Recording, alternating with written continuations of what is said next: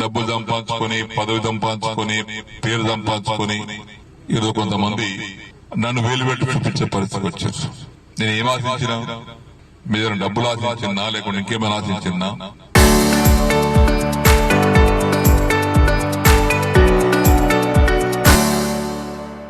ప్రజల కోసం సేవ చేయడం అందరం కలిసి పనిచేసి ఇవాళ రవీందర్ రెడ్డి ప్రేమయ్యాడు, నేను దూరమైన. రవీందర్ రెడ్డి చరిత్ర మీకు తెలియదు, చాలా ఇది అవసరం లేదు. కానీ ఈరోజు మీ అందరి ఆశీర్వాదంతో 2023లో కూడా గెలుచుకున్నాం. ఈ రోజు కూడా నాకున్నటువంటి ఇంటెలిజెన్స్ రిపోర్ట్ గాని సమాచారం గాని మన నియోజకవర్గంలో మళ్ళా మన జెండా ఎగురుతుంది.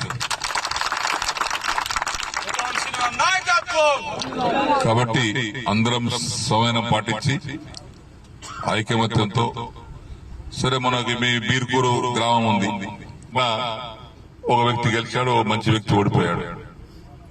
నష్టం ఎవరు జరిగింది? ప్రజలు జరిగింది. నేను ఊళ్ళో తిరిగి చెప్పాను, విఠల్ గారు గెలిపియండి, మీకు అన్ని విధాలు చేస్తాను. ఇవాళ 4-5 కోట్ల రూపాయలు డెవలప్మెంట్ ఆగిపోయింది. ఇలా గ్రామం చూస్తే ఎక్కడిదక్కడ భ్రష్టు పట్టిపోయింది, ఒక్క పని లేదు.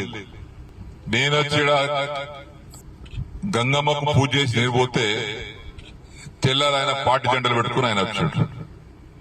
మరి మాకు పార్టీ జెండాలు లేవా పెట్టుకోవడానికి? పెట్టుకోలేము.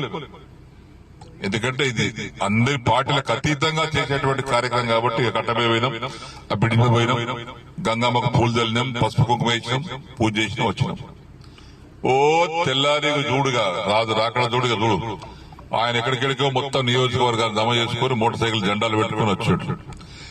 నేను ఇచ్చింది కేసీఆర్ కాదంటే కదా నువ్వు చేసేది, నేనే చెప్తున్నా కేసీఆర్ ఇచ్చిందని.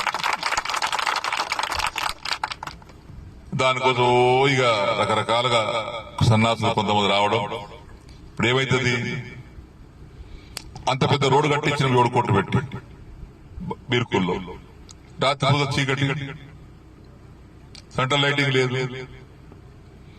మరి సెంట్రల్ లైటింగ్ రావాలంటే ఆడికి పోవాలి, ఎమ్మెల్యే దగ్గరికి పోవాలి కదా. ఎమ్మెల్యే ఆడికి తీసుకొని ఇస్తాడు కదా. ఇప్పుడు తిమ్మాపూర్ ఇవ్వలేదా, చందూరు ఇవ్వలేదా, మొసర ఇవ్వలేదా, బాన్సోడ ఇవ్వలేదా, వర్ణ ఇవ్వలేదా? 7 కోట్ల 50 లక్షలు పెట్టి రోడ్ వేసినాం, సెంట్రల్ లైటింగ్ లేదు. ఏడుకోట వస్తాయి పైసలు? అవి గంగల దుంత వస్తాయా? లోకల్ ఎమ్మెల్యే దగ్గరికి వచ్చి కూర్చుంటే వస్తాయి.